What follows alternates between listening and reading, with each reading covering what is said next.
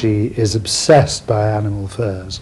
So I took that as my starting point, and looked around to find amusing and beautiful fake fur things like leopard, all the things, you know, the wicked things that we're not even supposed to talk about, much less wear, but things like, you know, tiger, leopard, snow leopard, ocelot, all of those kind of protected species, and I found marvellous fake versions of those, and then worked from those, was inspired by those to do the costumes that she wears in the film, in fact.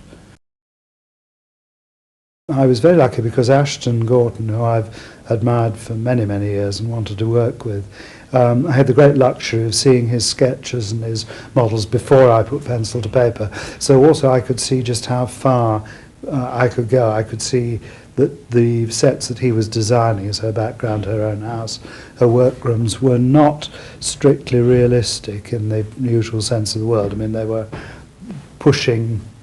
They had you know, the interiors had a kind of strange animals, rather savage quality, so I could see immediately how far I could push the look of Cruella DeVil herself.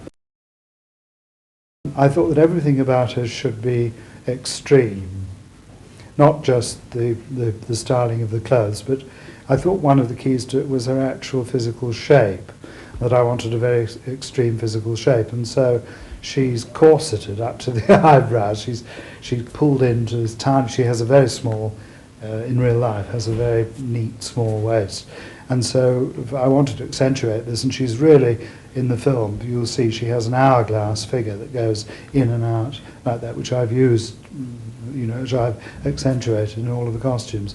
And she worked out and dieted and all the rest of it for must be about 3 or 4 months before we started shooting, to get herself into shape, simply to be able, for instance, to wear the, you know, the corsets.